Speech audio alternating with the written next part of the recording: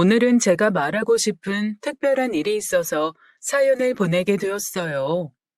이 사연을 이야기하려니 가슴이 저며오기도 하지만 결국 제 얘기를 털어놓으면서 마음의 병을 조금씩 치유해야겠다는 생각에서 사연을 보내게 되었답니다.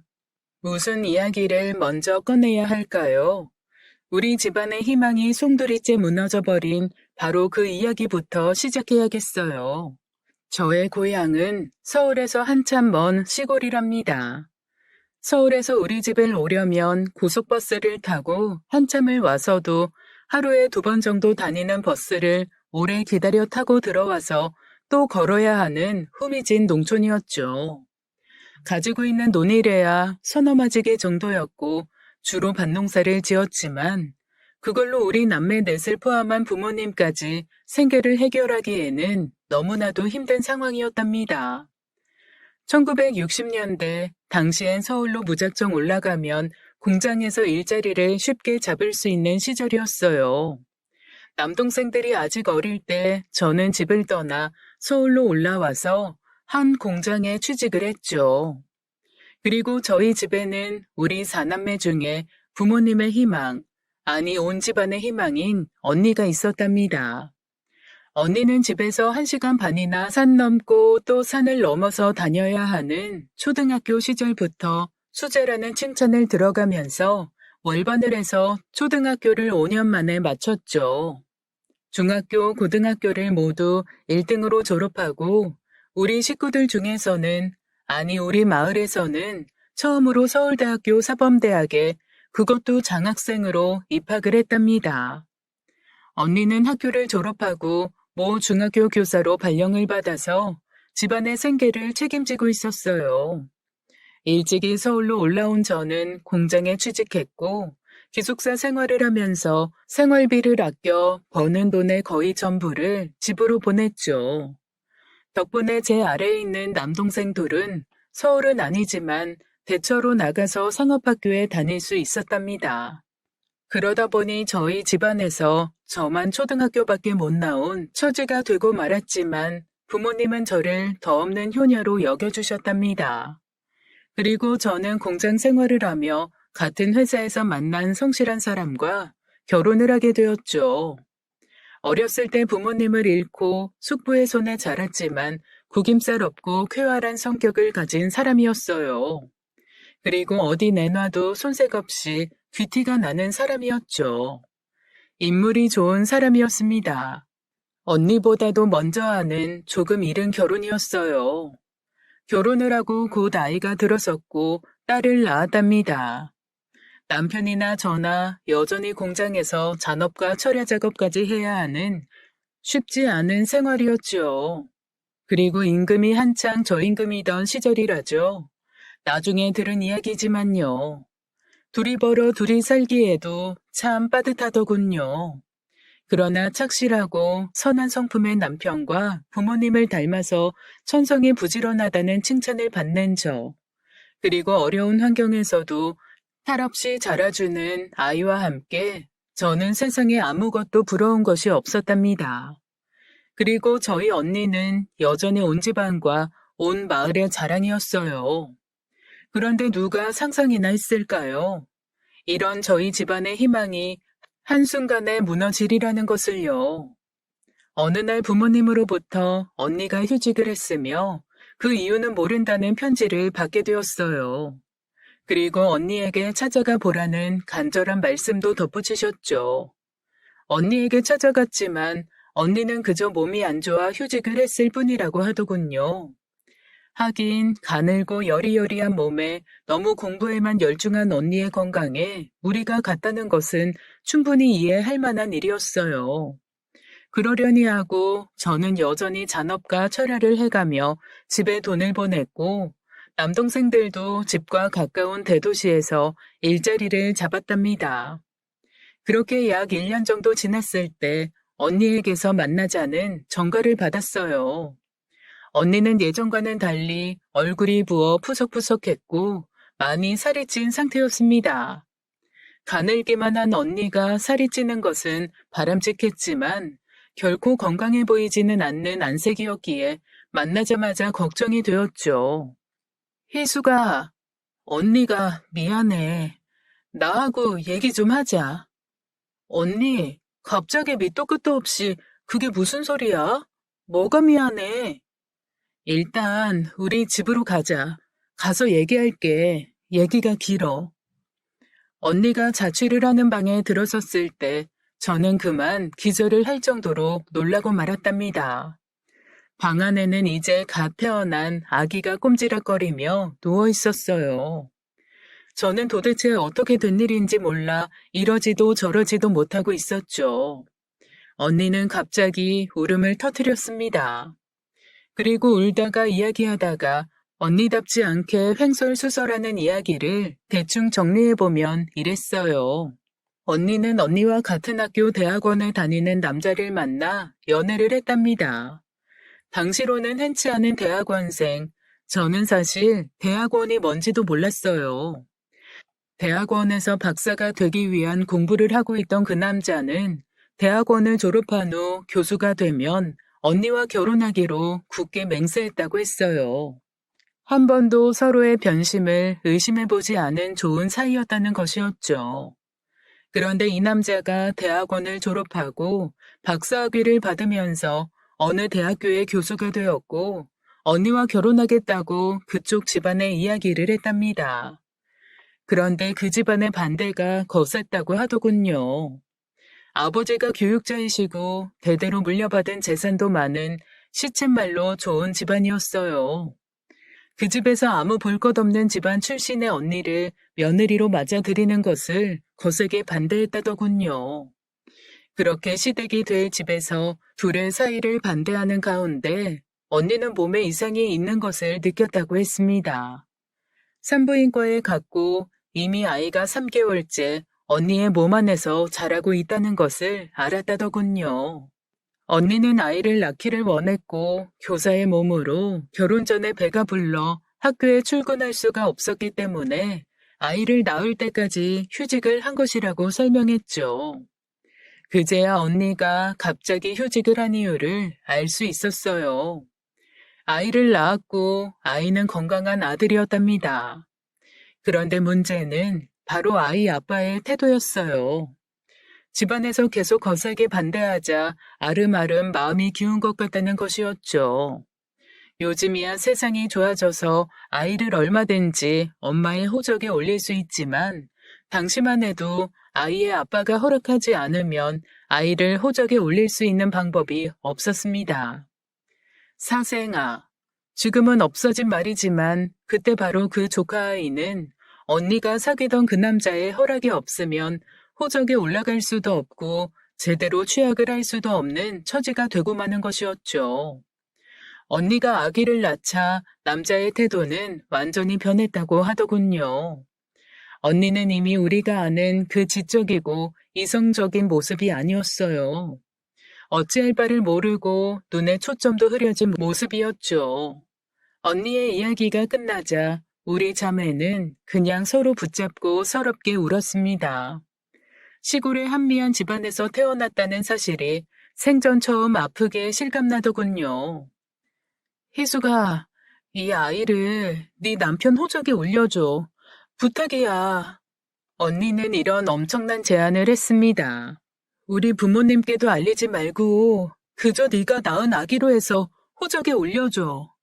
양육비는 내가 학교에 다시 복직하면 충분히 키울 수 있도록 보내줄게. 제부하고 의논을 좀 해줘. 긍정적으로 생각할 수 있도록 제발 설득해줘, 희수가. 남편에게 차마 입이 떨어지지 않았지만 결국 남편을 붙잡고 의논을 했습니다. 어떻게 그런 일이? 그런 나쁜 놈이 세상에 어디 있어? 그냥 넘어갈 일이 아니구만. 마음이 떠나서 영 희망 없는 사람을 이제 와서 어쩌겠어요. 그것보다는 지금 우리 언니가 처해 있는 상황이 더 심각하잖아요. 우리 아니면 언니를 도울 수가 없어요. 남편은 너무나 황당한 일임에도 불구하고 저의 설득 끝에 아이를 자신의 아이로 받아들여 호적에 올려주기로 했답니다. 그리고 우리 아이처럼 키우겠다고 다짐을 해주었어요. 나중에 알았지만 법적으로는 용인될 수 없는 입양이었죠. 아이를 집으로 데려다가 우리 딸의 동생으로 키우기 시작했습니다. 그런데 이것이 불행의 끝이 아니었어요. 어느 날 제가 공장에서 일을 하고 있는데 작업반장이 저를 부르더군요.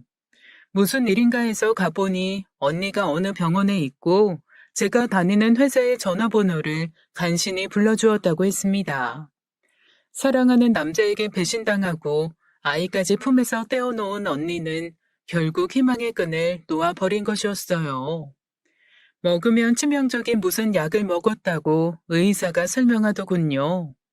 언니는 사흘 정도 병원에 있다가 그만 세상을 떠났습니다.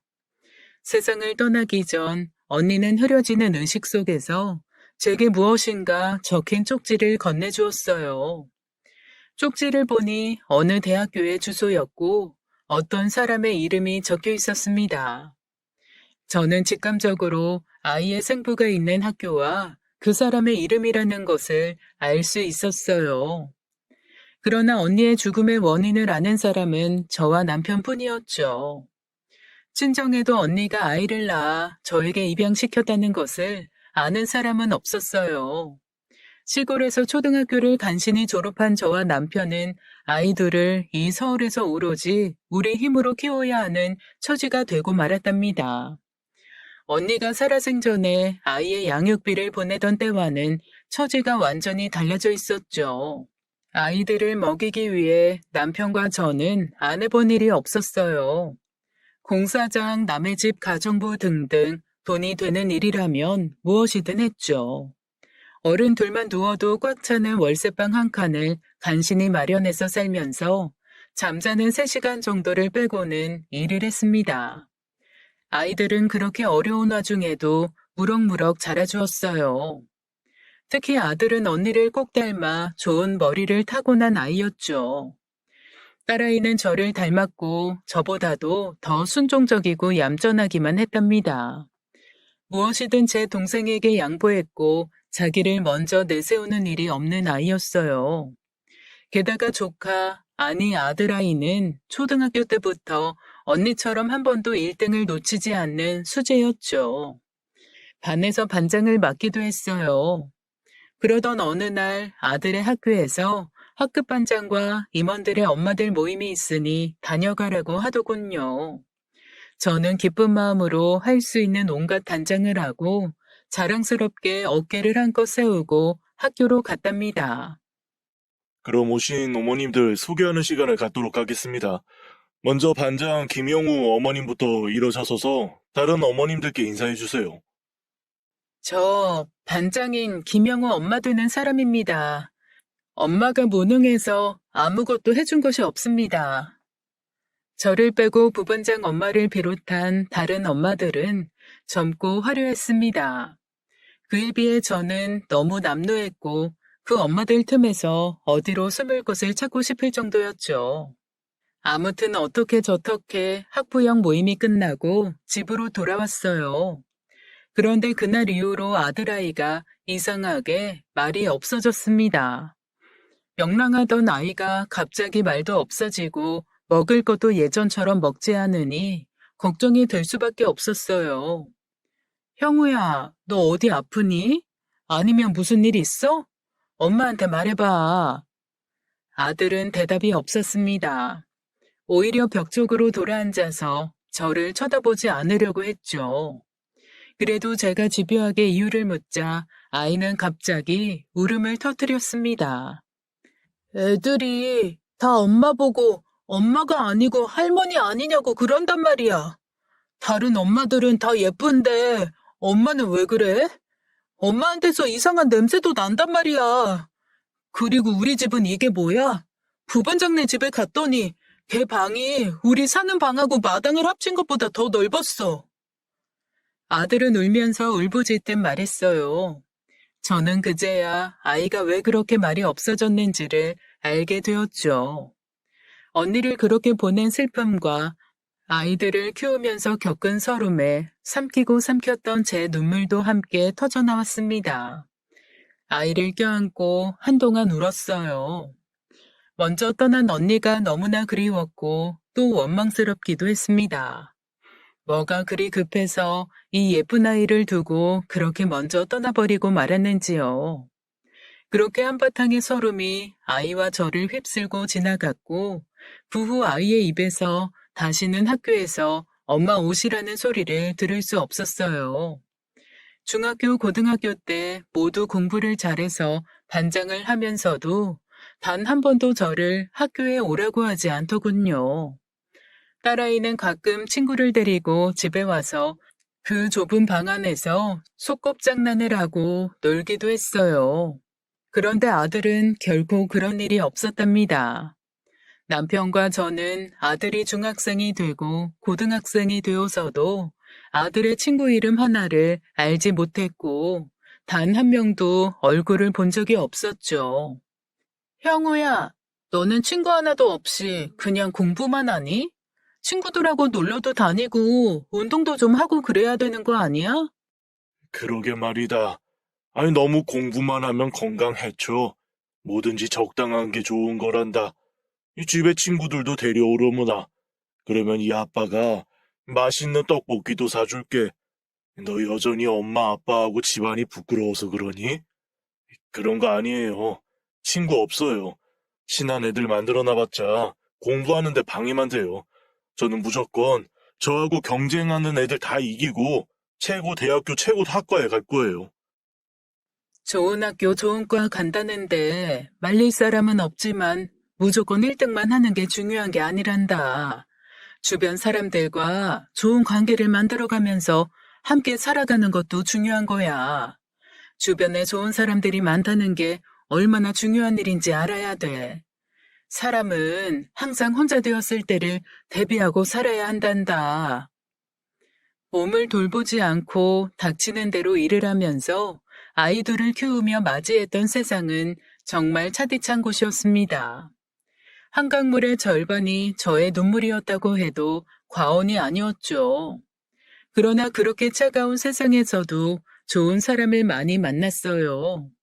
공사장에서 남자들도 지기 어렵다는 벽돌을 찌고 계단을 오르는 일을 할 때 일부러 제가 질짐해서 벽돌을 몇 장을 빼주면서 다 채운 척 해주는 공사장 감독도 있었죠.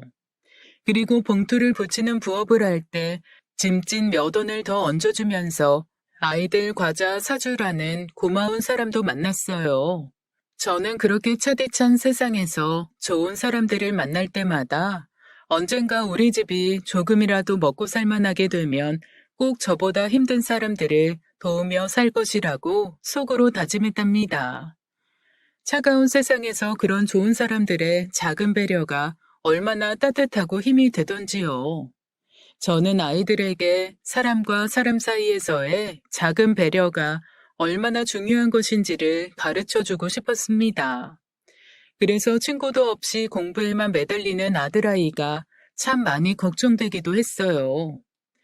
아들이 저와 남편의 걱정을 아는지 모르는지 저희 부부는 아무튼 아들의 친구들을 하나도 모를 뿐만 아니라 분명히 학교에서 진학이나 필요한 일이 있을 때 학부형을 찾을만 한데도 아들에게서 그런 말조차도 들은 적이 없었습니다.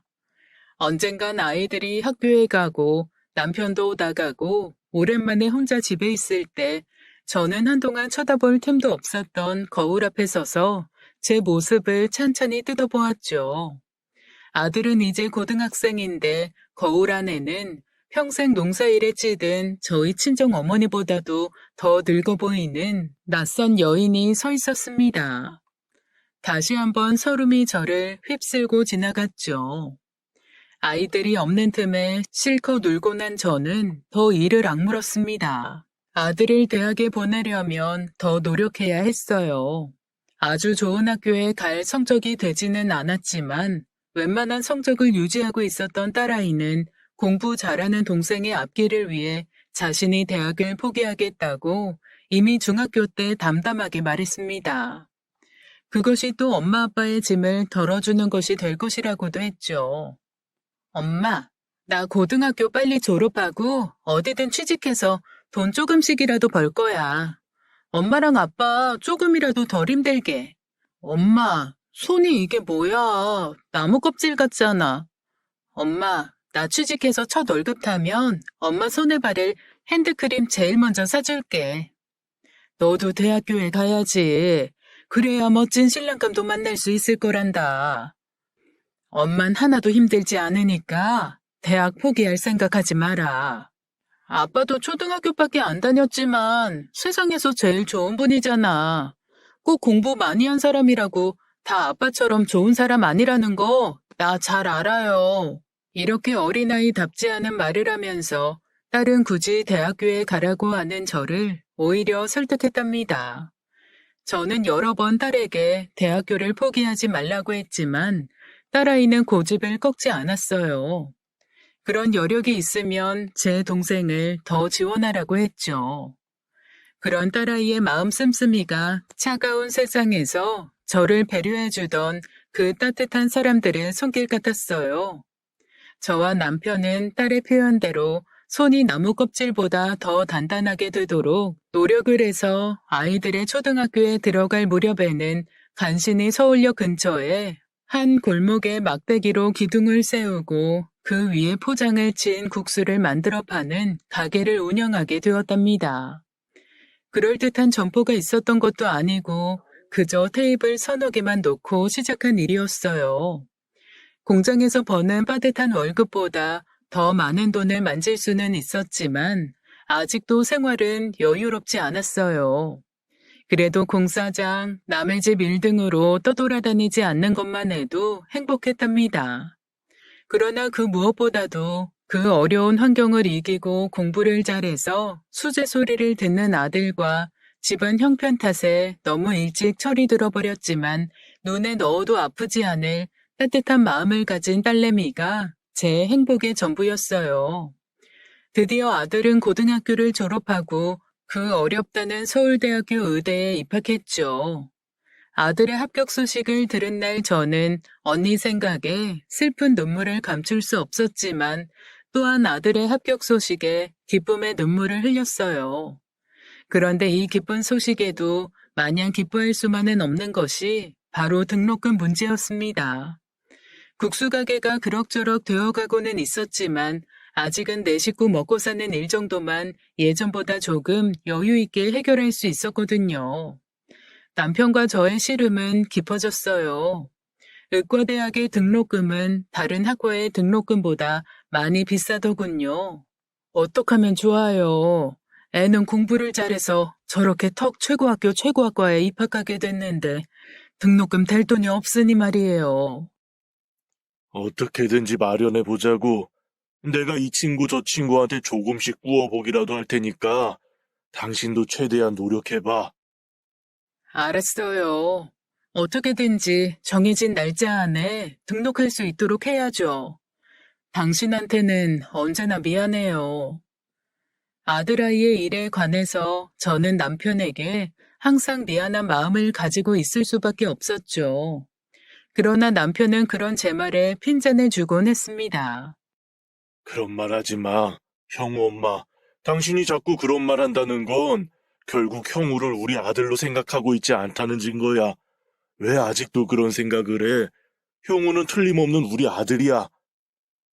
남편은 아이의 등록금 마련을 위해 동분서주했어요. 당신 형우 생부 주소 가지고 있지? 그 사람에게 좀 부탁해보면 안 될까? 남편은 마음이 급한지 누가 들으면 큰일 날 소리를 하고 있었어요.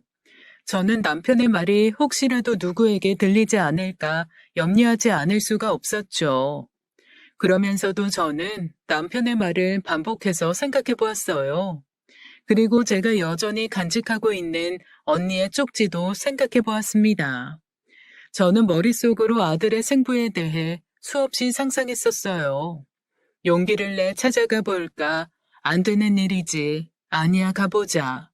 하루에도 수십 번씩 상상이 오가는 혼란스러운 나날이 계속되었죠.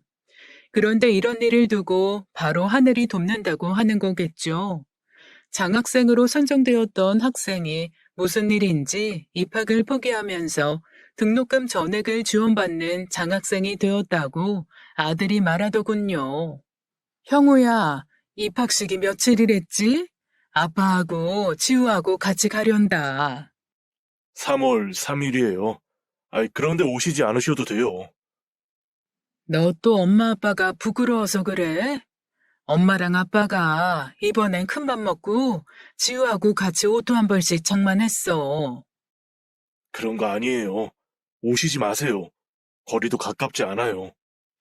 아들은 끝까지 오지 말라고 했지만 저는 국수가게 문 앞에다 아들이 서울대학교에 입학해서 가게 하루 쉽니다라고 커다란 글씨로 써붙여 놓고는 가게를 하루 닫고 서울대학교로 남편과 딸과 함께 갔어요. 꿈에도 잊을 수 없는 우리 언니가 다녔던 바로 그 학교였어요. 가는 동안 언니 생각이 많이 나서 저는 딸과 남편 모르게 눈물을 훔쳤습니다. 그런데 이게 웬일일까요? 학교에 가보니 입학식은커녕 그저 여기저기 왔다 갔다 하는 학생들만 보이는 것이었어요.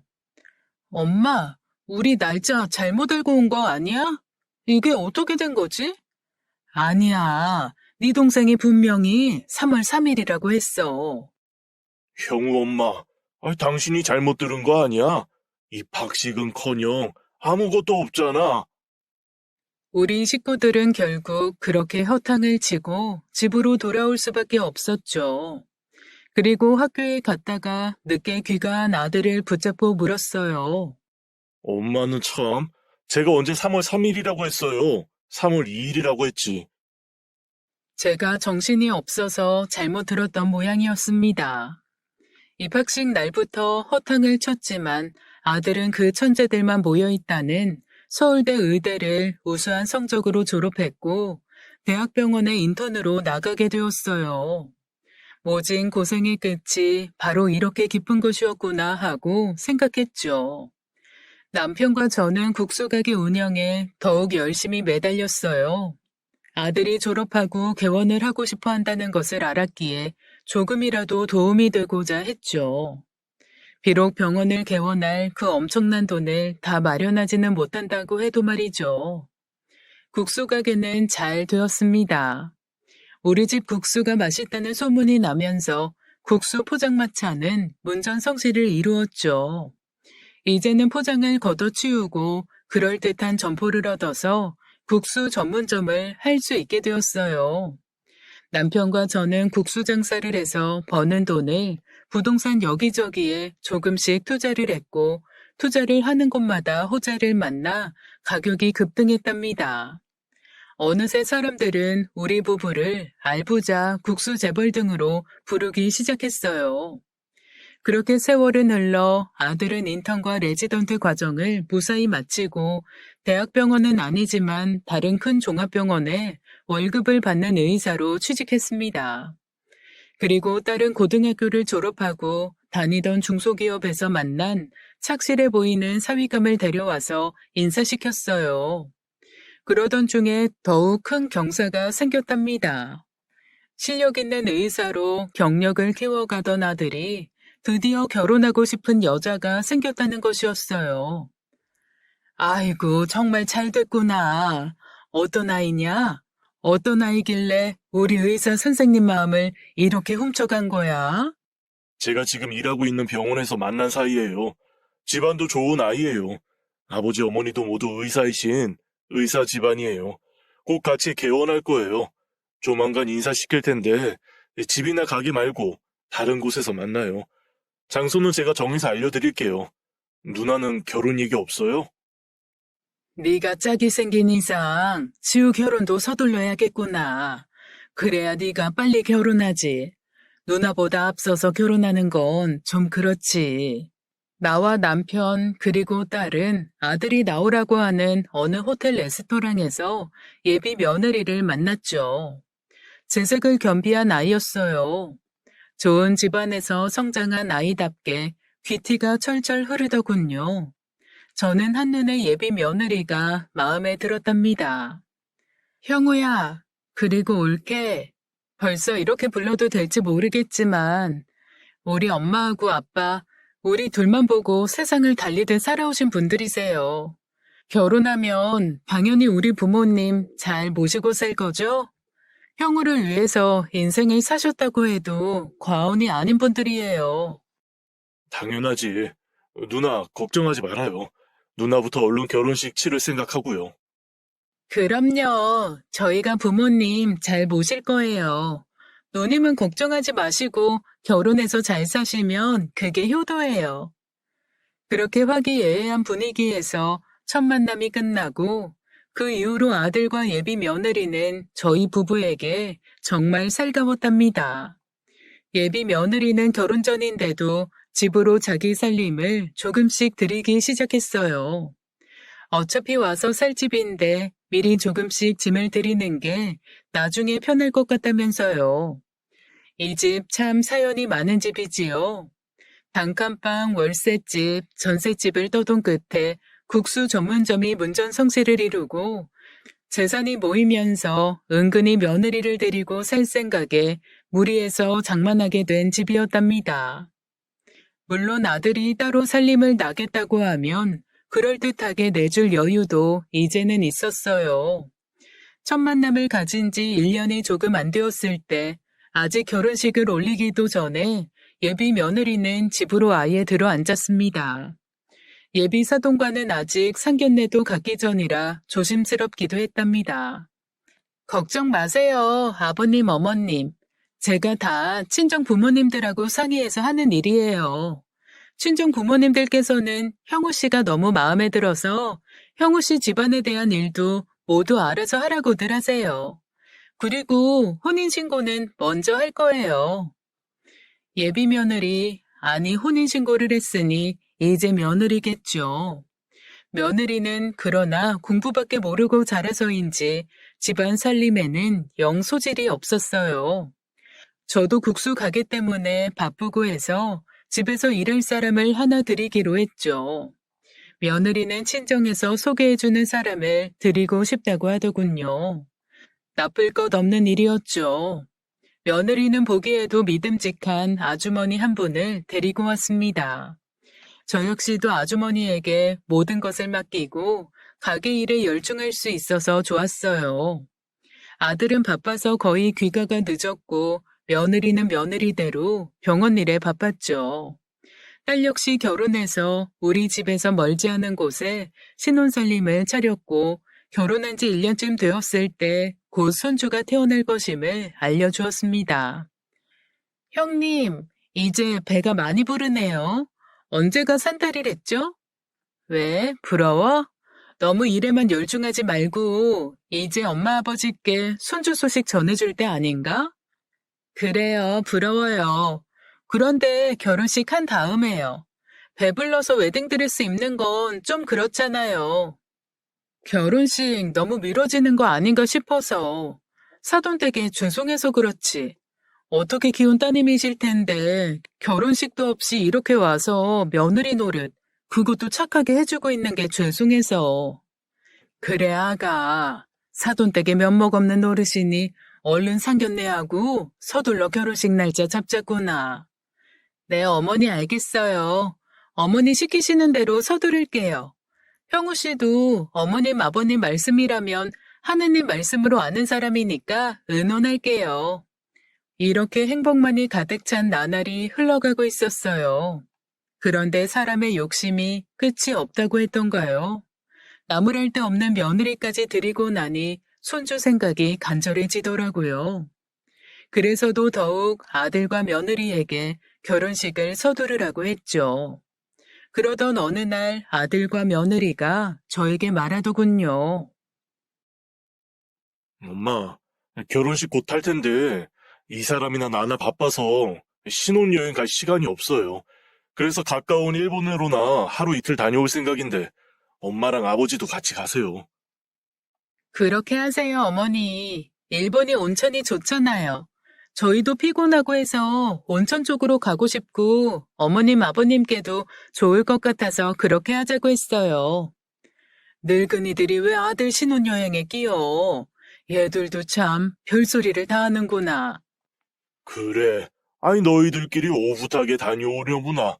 우리는 그저 가까운 온양 온천에나 한번 다녀오면 되지 않겠냐? 이렇게 말하긴 했지만 사실 남편과 저는 내심으로는 좋았답니다. 그렇지만 주책 없이 금방 그러자꾸나 할 수야 있나요? 그래서 짐짓 여러 번 안 간다고 했죠. 그리고 딸에게도 이 말을 전했어요. 우리 엄마 아빠 이제 아주 복 터지셨네. 효성 깊은 아들 며느리에 장사도 잘 나가서 재벌 수준이지. 그러고 보니까 나만 아주 별 볼 일 없네. 좀 샘나는데? 네가 왜 별 볼 일이 없어? 내가 지금까지도 제일 소중하게 간직하고 있는 게 뭔 줄 아니? 그게 뭔데요? 그런 게 있었어요? 아빠 연애 편지? 연애 편지는 무슨? 바로 네가 첫 월급 타서 사다 준 핸드크림이란다. 처음에 조금만 바르고 그대로 간직해뒀어. 동생을 위해서 진로도 포기하고 늘 엄마 생각해준 네 마음 엄마가 다 알고 있어. 네가 세상에서 제일 효녀다. 엄마는 참 갑자기 눈물 날라 그러네. 엄마, 형우랑 올케가 그렇게 가자고 하는데 그냥 못 이기는 척 다녀오세요. 일본의 온천이 그렇게 좋다잖아요. 형우가 엄마 아빠 신경통 생각해서 그러는 모양인데. 아들 며느리가 강력하게 권하고 딸까지 이렇게 말하는데 더 이상 사양할 이유가 없었죠. 저는 딸 표현대로 못 이기는 척 따라 나서기로 했답니다. 아들과 며느리는 신혼여행이 아니라 마치 저희 부부를 위한 효도 여행을 온 것 같았어요. 일본에서 제일 번화한 거리도 구경했죠. 일본이 일본 같지 않고 유럽 어느 나라에 온 것 같은 느낌이 드는 곳이라고 아들 며느리가 구경하자고 하더군요. 우리 늙은이들이야 뭘 아나요. 아이들이 가자는 대로 가는 거죠. 그렇게 해서 일본 동경에서도 가장 번화하다는 오다이바라고 했던가요? 그 거리도 구경하게 되었답니다. 정말 일본이 서양 어느 나라 같았어요. 텔레비전에서 본 프랑스 같기도 하고 미국 같기도 하더군요. 방송국이랑 여러 중요한 시설도 밀집해 있는 곳이라고 아이들이 일러주었습니다.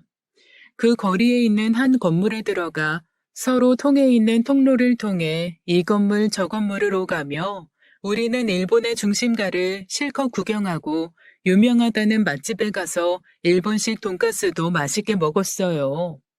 그러고 나서 온천이 좋다는 일본의 한적한 시골로 향했죠.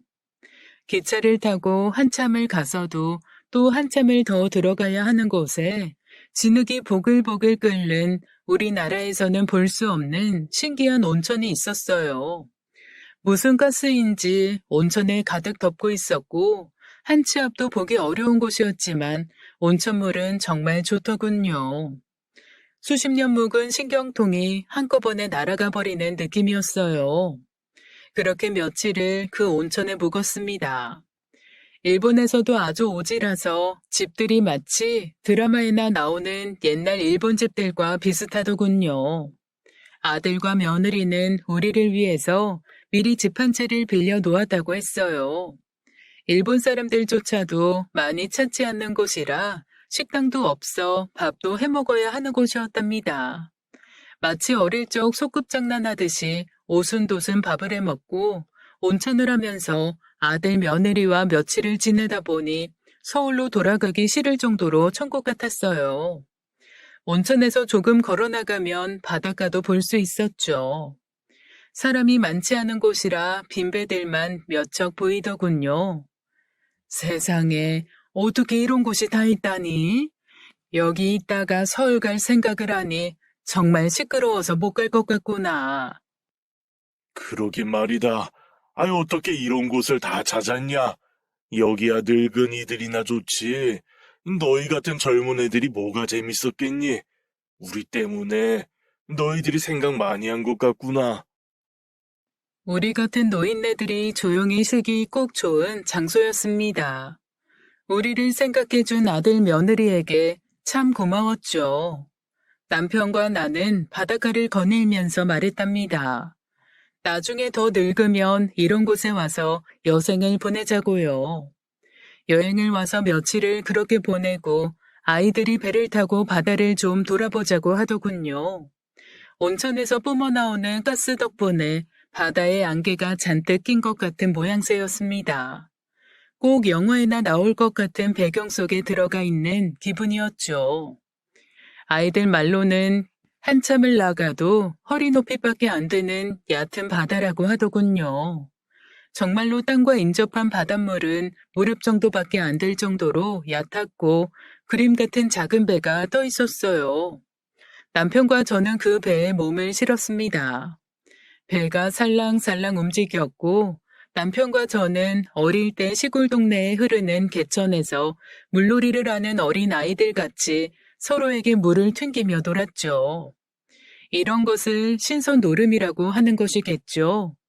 아이들을 키우기 위해 겪어야 했던 그 모진 고생들이 이제 정말 다 옛날 일이 되어 있었어요. 아들과 며느리는 따로 오붓하게 시간을 보내는지 한참을 나오지 않더군요. 우리 두 늙은이는 아들 며느리를 방해하지 않기 위해서 배 위에서 한참 더 시간을 보냈답니다. 얼마나 시간이 흘렀을까요? 아이들은 아직 나오지 않고 있었어요.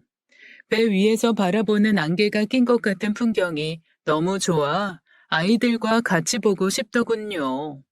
그래도 아이들을 방해하지 않아야 손주도 빨리 볼 수 있겠죠.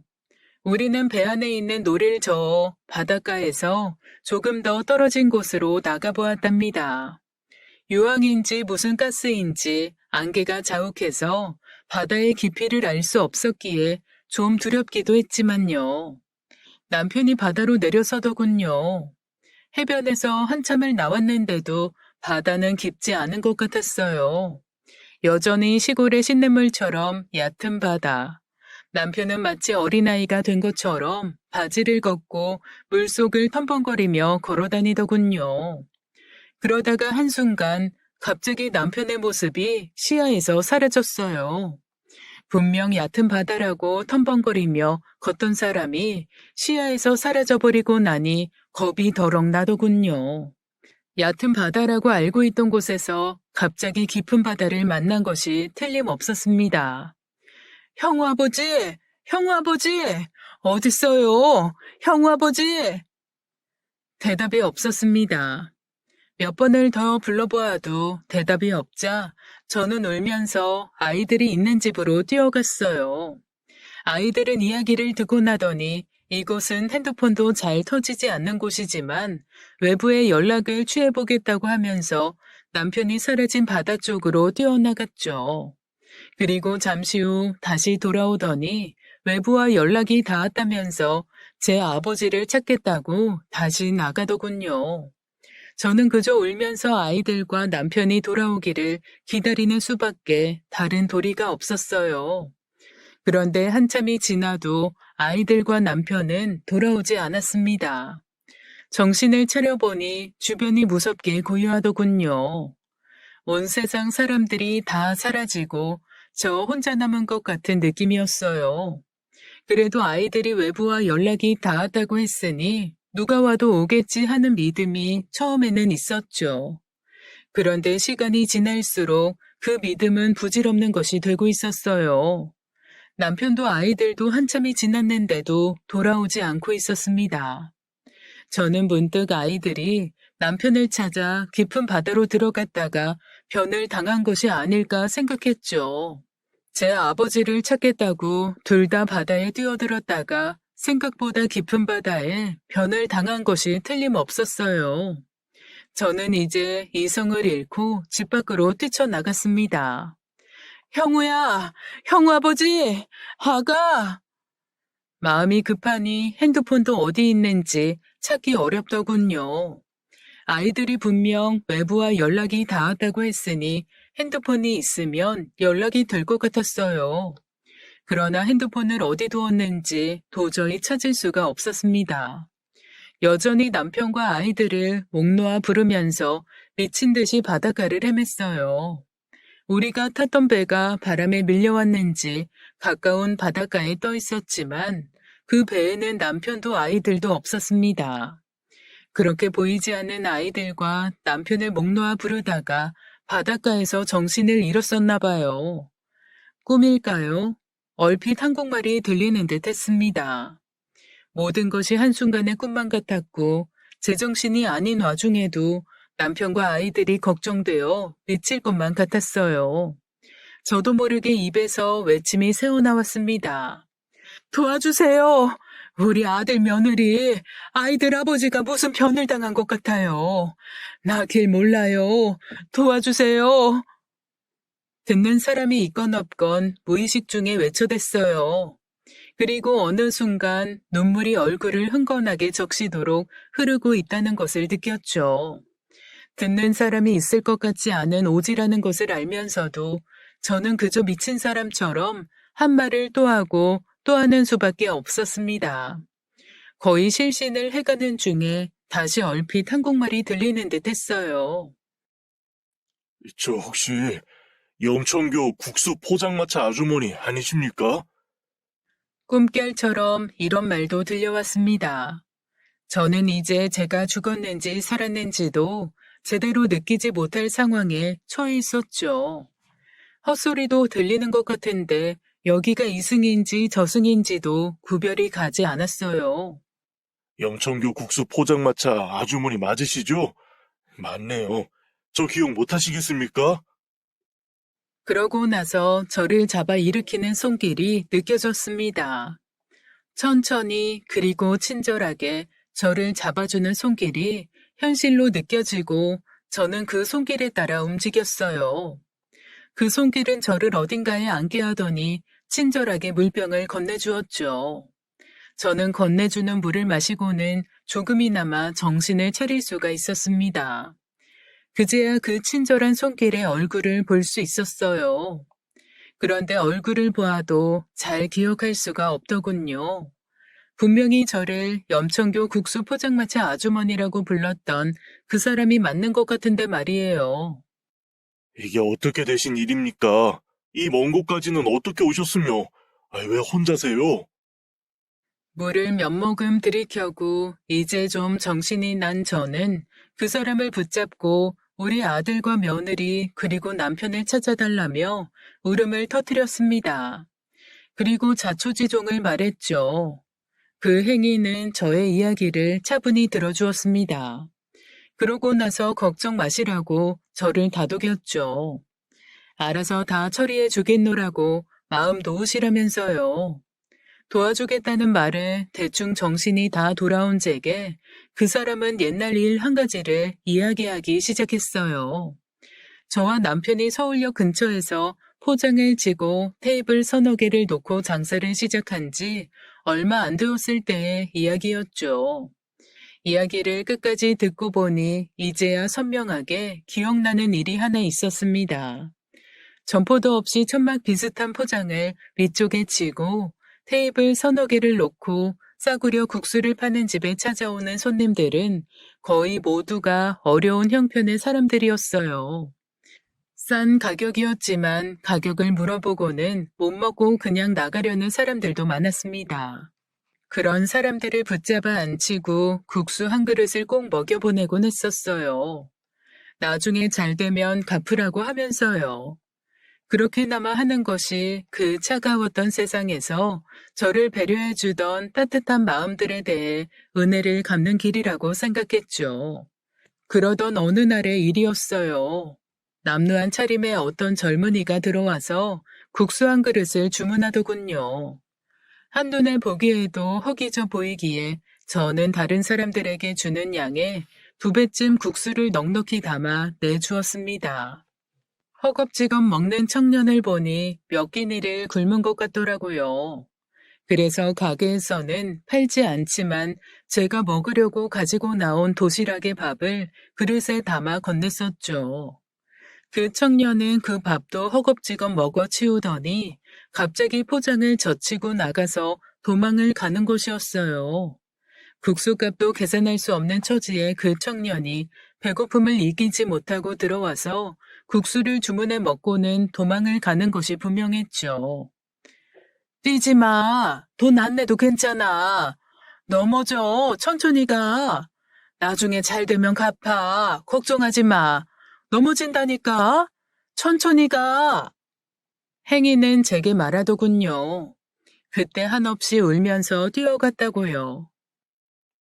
세상이 다 저를 버린 것 같았을 때 그 말씀이 얼마나 따뜻하던지요. 단 하루도 그 친절을 잊은 적이 없습니다. 그래서 결심했죠. 꼭 다시 일어나서 아주머니처럼 어려운 사람에게 베풀며 살겠다고 말이에요. 음식값 떼어 먹고 도망가는 조에게 넘어지니 뛰지 말고 천천히 가라는 그 말씀이 제 인생을 바꾸어 놓았습니다. 부친의 사업을 젊은 나이에 이어받아 파산하고 난 후였다고 했습니다. 저는 아주 잠깐 아들과 며느리, 남편에 대한 걱정을 잊고 그때 그 청년을 다시 만나게 되었다는 사실이 참 기뻤어요. 그리고 다시 그 청년, 아니 이제는 아주 젊은 청년은 아니었지만 그때 그 청년을 잡고 사정 이야기를 했습니다. 우리 아들 며느리가 다 의사야. 우리 내외하고 같이 여행을 왔었는데 무슨 변을 당했는지 애들 아버지랑 애들 둘이 다 없어졌어. 청년, 도와줄 수 있으면 좀 도와주시오. 네? 의사요? 아니, 어느 병원에 있어요? 이름이 뭔데요? 우리 아들은 김영우고 며느리는 민재은이라오. 대성병원에 다녀요. 그래요? 제가 잘 아는 사람들입니다. 이게 무슨 우연의 일치인지요. 그때 저를 그렇게 도와주신 이유, 저 노가다 뛰어가면서 대학교 시험 쳐서 의대에 입학했습니다. 아직도 오지인 농촌이나 어촌, 그리고 전쟁이 난 지역으로 의료봉사 활동을 다니고 있어요. 여기도 무의촌이고 주민들도 많지 않지만 의료봉사를 위해서 일본 의사들 몇하고 같이 왔어요. 그때 아주머니께 받은 은혜를 조금이나마 갚을 길이라고 생각하면서 그렇게 해왔습니다. 아, 그래요? 그러면 우리 애들 찾는 것 좀 도와줘요. 그런데 가만히 있어보자. 아니, 민재은 선생님의 시어머니가 정말 맞으십니까? 제가 김영호 선생님은 잘 모르는데 민재은 선생은 잘 아는 사람이라 그 사람들 결혼식에 갔었거든요. 아니, 그런데 그 어머님이 아니신데요? 그게 무슨 말이에요? 우리 애들은 아직 결혼식도 안 올리고 혼인신고만 하고 우리 내외하고 살고 있어요. 사돈하고 상견례도 안 했는데 결혼식이라니. 아닙니다. 분명히 민재은 선생이고 그날 신랑의 이름도 김영우라는 기억이 나는걸요. 김영우 선생님 어머님 아버님 얼굴도 어렴풋이 기억납니다. 그럴 리가요. 우리 바깥 양반하고 난 도대체 모르는 이야기라오. 잠시만요. 그날 결혼식 사진을 자기 핸드폰으로 찍는 친구를 본 기억이 납니다. 그 친구한테 전화해서 혹시 파일이 있는지 알아보겠습니다. 이게 도대체 어떻게 된 일인지 알아야 할 것 같습니다. 여기는 핸드폰도 잘 안 되는 곳이라고 하던데요. 오지여서 핸드폰이 잘 안 되기는 하지만 먹통은 아니에요. 금방 연결될 겁니다. 조금 전에도 한국에 있는 다른 팀하고 연락을 한 걸요. 그러고 나서 그 청년은 핸드폰으로 어떤 사람과 통화를 하더군요. 그리고 얼마 걸리지 않아서 핸드폰을 열어서 사진을 저한테 보여주더라고요. 지금 바로 친구한테서 받은 거라고 하면서 말이에요. 사진을 본 저는 눈을 의심할 수밖에 없었습니다. 사진 속의 신랑 신부는 분명 우리 아들과 며느리였어요. 하객이 좋기 수백 명이 넘어 보였어요. 사돈댁이 성공한 집이라고 하더니 사돈댁 쪽의 하객도 많았겠죠. 그런데 아들 뒤에 서 있는 하객 중에 제가 아는 얼굴은 하나도 없었답니다. 하긴 저는 아들 친구 하나도 알지 못했으니까요. 더 놀라운 것은 아들 옆에는 떡하니 아버지와 어머니가 서 있다는 사실이었어요.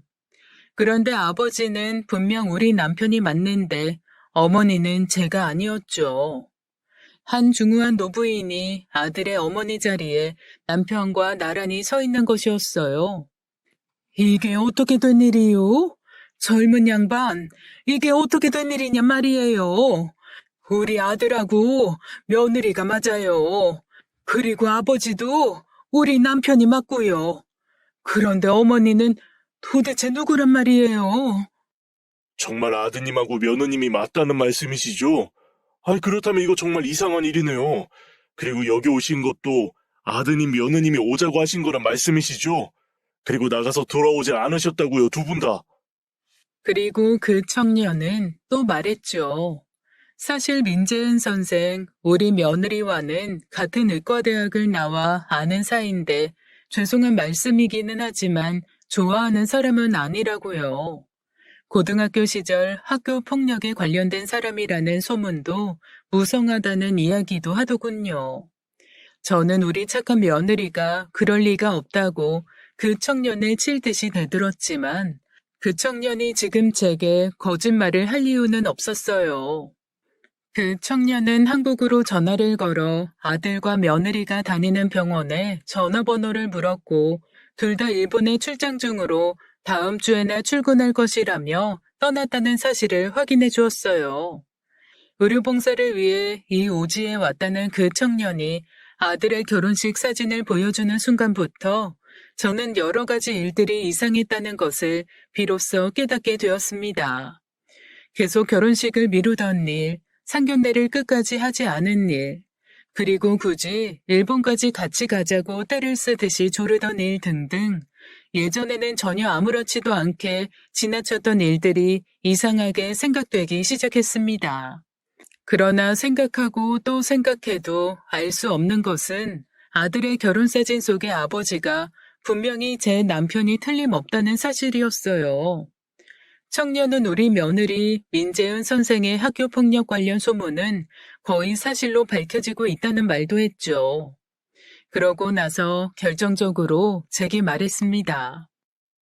아주머니, 이런 말씀 정말 죄송합니다만, 뭔가 이상한 범죄 같은 냄새가 납니다. 빨리 귀국하시는 것이 좋겠어요. 제가 모시겠습니다. 김영우 선생과 민재현 선생은 다음 주에나 출발한다고 했다니 말입니다. 범죄에 관련된 일이 아니기를 저도 바라지만, 만에 하나 그렇다면 더욱이 빨리 귀국하셔야 합니다. 청년은 가진 돈도 한 푼 없는 나를 두고 사라져버린 아들과 며느리 대신 비행기 표를 사서 함께 귀국해 주었어요. 그리고 귀국해서도 그 청년은 친절하게 집에까지 동행해 주었죠. 도어락 비밀번호를 누르고 들어가자 가정부 아줌마가 저를 보고 얼굴이 하얗게 질린다는 것을 육안으로도 알 수 있었죠. 아줌마, 뭔가 알고 있구만. 어떻게 된 일인지 얘기해줘야겠어요. 아주머니. 아주버님, 사실대로 말씀하셔야 합니다. 만일 아드님과 며느님이 어머니를 고의로 일본에 버렸다면 그건 명백한 범죄입니다. 아주머님도 공범으로 처벌받지 않으시려면 있는 사실대로 말씀해 주셔야 합니다. 그래야 참작이라도 돼요. 나는 아는 게 없어요. 그냥 여기 와서 일하라고 했고, 며느님이 알아내라는 일 몇 가지 알아내주고, 그리고 뭐요? 일본으로 떠나고 나서 다음날 어머니 아버지의 조난 신고를 비밀리에 해달라고 해서 그것만 했어요. 나는 사실 아드님하고 며느님이 고용하신 결혼식 때 어머니 역할 한 사람하고 같은 사무실에 있어요. 보수가 좋아서 그만. 그 청년이 믿을 수 있는 사람이라며 소개해준 변호사의 도움을 받아 내가 모르던 사실을 알 수 있었어요. 우선 남편과 내가 동시에 배가 가라앉아 조난을 당한 것으로 신고되어 있더군요. 저는 우리 집 대문에 붙어있던 도어락을 뜯어내어 완전히 새 것으로 바꾼 다음에 비밀번호까지 바꿔버렸죠. 그리고 아들과 며느리의 짐을 모두 챙겨서 바깥으로 내다 버렸어요. 비싼 컴퓨터며 그 잘난 책들이며 할 것 없이 모두 내다 버렸습니다. 제가 그렇게 모진 고생을 할 때 오직 하나의 의지는 아이들이 잘 자라주고 있다는 것이었어요. 공부를 잘한다는 것, 그것도 자랑스러웠지만 무엇보다도 착한 아이들로 자라고 있다는 것을 의심해 본 적은 없었습니다. 그런데 아들이 저도 모르게 가짜 어머니를 동원해서 결혼식을 올리고 아무렇지도 않게 며느리를 집으로 데려와 저와 같이 살았다는 사실을 생각하니 기가 막히더군요. 딸에게 숨긴다고 숨겨질 수 있는 일이 아니었어요. 언제 알아도 알게 될 일이었죠. 딸과 사위에게 사실을 털어놓고 대책을 세우기로 했습니다. 사위는 여기저기서 사람을 사기도 하고 직접 알아보기도 하면서 사실을 캐들어가기 시작했어요. 사위와 변호사의 도움으로 일본에서 돌아온 지 며칠 안에 사돈집의 연락처도 알게 되었죠. 장모님, 어렵더라도 사돈댁 사람들을 만나보는 것이 순서일 것 같아요. 장모님 말씀 들어보니 처남댁은 모든 사실을 알고 있는 것 같아요. 사돈댁 어른들도 속았을 수 있어요. 엄마, 이게 도대체 무슨 일이에요? 형우가 어떻게? 엄마 아닐 거예요. 우리가 뭘 잘못 알아도 단단히 잘못 알고 있는 거예요. 그리고 아버지가 큰 변을 당하신 것 같아요. 어떡해요? 사돈집에 연락해서 만나자고 했습니다. 어렵사리 성사된 만남의 자리에서 사돈들은 어리둥절해 하더군요. 자신들은 이미 어떤 대학교 총장이라고 하는 박가사돈과 그 부인인 안사돈과 상견례를 하고 여러 번 만나서 아이들의 혼사에 대해 의논했으며 당연히 그 사람들을 사돈으로 믿었다고 했습니다. 아들의 어머니라는 사람이 가짜 사돈이라는 것을 알게 된 사돈 부부는 일의 자초지종을 듣고는 마침내 눈물을 보이더군요. 저는 사돈 내외의 이 말을 듣고 혼란에 빠지고 말았어요. 남편은 그렇다면 가짜 아내를 앞세우고 아들의 결혼식에 참석한 것이 되죠. 그리고 대학 총장이라니요. 남편은 시골에서 초등학교밖에 다니지 않은 촌부인데 대학 총장이라는 것은 또 무슨 이야기인지 도무지 갈피를 잡을 수가 없었답니다. 그러나 어쨌든 일본의 그 온천에서 바닷속으로 사라지는 것을 목격했기에 딸처럼 저도 남편에 대한 걱정을 접을 수가 없었어요. 며칠 후 우리 집 대문의 도어락 소리가 삑삑거리며 울렸습니다. 열릴 리가 없죠. 몇 번을 더 눌러도 안 되자 문을 쾅쾅 두드리는 소리가 들렸어요. 아주머니 문 여세요. 아이, 도어락은 왜 마음대로 바꾸셨어요? 이 아줌마가 정말 미쳤나 봐. 마음대로 이게 무슨 짓이에요? 시키는 일이나 잘하고 있을 것이지. 저는 직접 대문을 열기 위해 나갔습니다. 문을 열자 아들과 며느리는 그야말로 기겁을 하더군요. 며느리는 심지어 다리에 힘이 풀려서 쓰러지려고 했어요. 그런 며느리를 아들이 부축했고 둘의 얼굴은 정말 유령이라도 본 듯 혼비백산한 모습이었죠. 엄마가 여기를 어떻게... 왜? 이 엄마가 일본에서 죽었을 줄 알았니? 내가 너를 이렇게 키우지 않았는데 이게 도대체 무슨 짓이냐? 너희 둘 다 이 사회를 이끌어가야 하는 사람들이야. 니들이 벌인 일에 대해서 받을 벌을 받고 뉘우치길 바란다. 그리고 도대체 네 아버지는 어떻게 된 거냐? 아버지는 무사하세요. 남편이 무사하다는 말에 일단 한 가지 걱정은 덜었지만 저는 가슴속 깊은 곳으로부터 슬픔과 분노가 솟구쳐 아들의 얼굴을 쳐다볼 수가 없었답니다. 대문을 쾅 닫고 안으로 들어오면서 마음속으로는 피울음을 울었죠. 그리고 언니가 그렇게 세상을 떴을 때만큼이나 아픈 시간이 흘렀어요. 그리고 경찰 조사를 위해 들어간 조사실에서 저는 남편 또래의 남자 한 사람과 마주치게 되었답니다. 처음 보는 사람이었지만 왠지 낯설지 않았어요. 아주 오래전부터 보아온 사람처럼 인상이 친근했죠. 도대체 어디서 봤더라 여러 번 생각하게 하는 사람이었습니다. 그리고 그 인상이 분명해지는 순간 저는 다시 한번 소스라치게 놀라고 말았어요. 제가 아들로 갓난아기 때부터 키워온 우리 형우, 바로 형우와 꼭 닮은 사람이었던 거예요. 엄마, 아니 이모, 이분이 바로 제 생부이시죠. 아들은 모든 것을 포기한 듯 소스라치게 놀라는 제게 마치 선포하듯이 말했어요. 아들이 어떻게 이 모든 것을 알고 있는지에 대한 의문과 더불어 저를 더 놀라게 한 것은 바로 아들의 생부가 피해자로 이 자리에 불려와 있다는 사실이었죠. 저 아이가 20살이 된 때로부터 지금까지 저 아이와 저 아이의 아버지, 아니, 이모부 되는 사람에게 협박을 당해왔습니다. 저희 집사람과 아이들에게 모든 것을 밝히겠다고 하면서 돈을 요구했어요. 처음에는 대학 등록금을 내달라고 저 아이 혼자 저를 찾아왔더군요. 그러더니 다음부터는 키워준 아버지인 이모부 되는 사람이 같이 저를 협박하기 시작했습니다. 순간 제 머릿속에 갑자기 장학금을 포기한 학생으로 인하여 장학생이 되었다는 그 기뻤던 소식이 떠올랐죠. 아들이 등록금을 걱정하는 저와 남편의 대화를 엿들었고, 그때 남편을 통해 안 사실을 믿기로 해 제 생부를 협박해왔다는 것이었어요. 그러나 저는 아들의 생부의 이 진술을 듣고 다시 한번 너무나 큰 충격을 받고 말았습니다. 남편이 아들과 함께 아들의 생부를 협박해왔다니요. 그리고 이어지는 아들의 진술에 따르면 남편은 처음에는 거부했지만 결국 돈에 대한 욕심을 버리지 못했다는 것이었습니다. 저 모르게 은행에다 자신의 명의로 상당한 돈을 예금해 놓고 있으며 상당한 부동산도 소유하고 있다는 사실도 밝혀졌죠.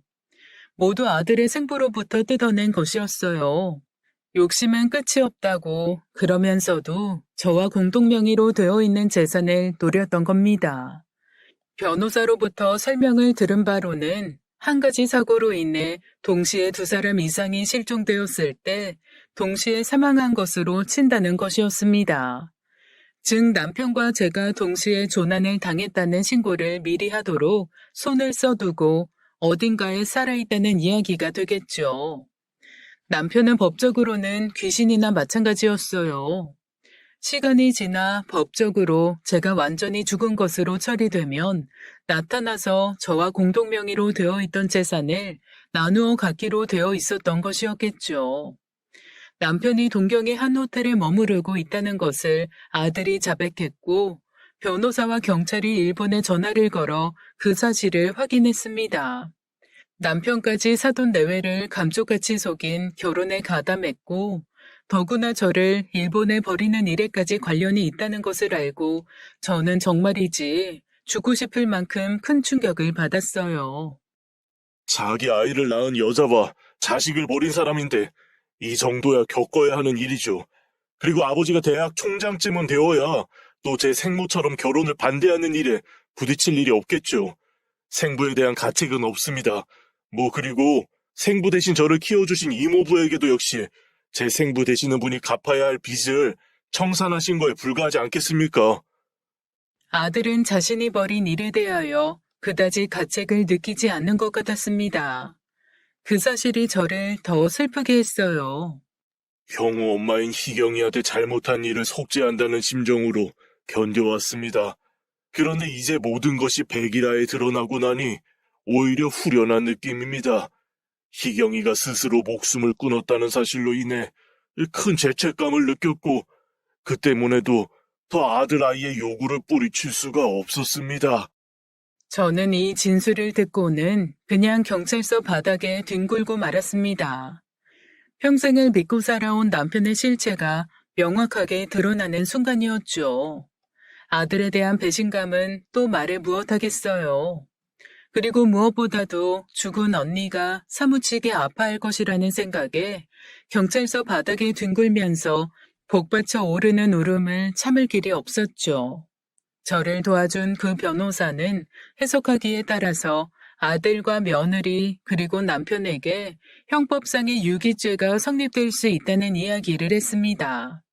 도움을 필요로 하는 사람을 고의로 방치하거나 도움을 필요로 하는 상태를 일부러 만들어 놓는 것도 모두 유기죄로 해석이 가능하다는 어려운 말도 했어요. 며느리가 고등학교 시절 학교폭력 가해자였다는 사실도 피해자들의 진술에 의해 하나둘씩 드러나고 있었죠. 아들과 며느리가 다니고 있는 병원의 소유주가 바로 아들의 생부라는 놀라운 사실도 알게 되었습니다. 그 병원까지도 차지하기 위해 아들과 며느리는 친밀하게 계획을 세웠었더군요. 며느리의 부모는 요즘 한없이 바쁘답니다. 딸의 고등학교 시절 피해자들을 찾아다니며 입을 막으랴 저를 찾아와서 정상을 참작해 주겠다는 문서를 부탁하랴 몸이 10개여도 모자라는 사람들이 되고 말았어요. 저는 그러나 법이 제 아들을 선처해 주기를 바라지 않습니다. 무엇보다 제가 아이들을 그렇게 키우지 않았어요. 사회를 이끌어 나가야 하는 입장에서 오히려 이 사회에 해악이 되는 일을 저지른 아들이 죗값을 치르면서 진심으로 반성해 주기를 바라기 때문이죠. 처음에는 언니를 생각해서 선처를 구해볼까도 생각해 봤지만 언니도 역시 그것을 바라지 않을 거라는 생각을 하게 되었답니다. 언니도 저도 찢어지게 가난한 집안에서 자라났지만 결코 남의 가슴에 못 박는 일 없이 그저 선하게만 살다 가신 부모님 슬하에서 자라났어요. 그렇기에 더욱 아들의 선처를 요구할 수 없었습니다. 딸은 저와 함께 기거하면서 돌이킬 수 없이 다쳐버린 제 마음을 다독이는데 온갖 정성을 기울이고 있답니다. 어쩌면 저 역시 며느리의 부모와 입장이 같다고도 할 수 있을 거예요. 자식 잘못 키운 죄에 있어서 말이죠. 일생을 받은 만큼 베풀면서 선하게 살고자 했던 저의 삶은 이렇게 다쳐버리고 말았지만 저는 나머지 일생도 또한 선하게 살아갈 것입니다. 염천교 근처에서 장사하던 시절 저의 작은 선행이 한 청년을 사회에 봉사하는 사람으로 만들었듯이 자식을 잘못 키운 부모로서 사회에 속죄하는 삶을 살아가기 위해서는 마음을 다부지게 먹고 더욱 선하게 살아야겠다는 생각을 하고 있어요. 딸아이도 동생과 아버지의 잘못을 속죄하기 위해 나머지 생을 겸손하고 착하게 살아가야겠다고 말하고 있습니다. 지금 제가 아들과 며느리를 위해서 해줄 수 있는 길은 이것뿐이며 또한 이것이 최선이라고 생각하고 있어요. 남편도 또한 그에 합당한 벌을 받아야겠죠. 결국 제 가슴을 치게 된 이 사연 끝까지 들어주셔서 감사합니다.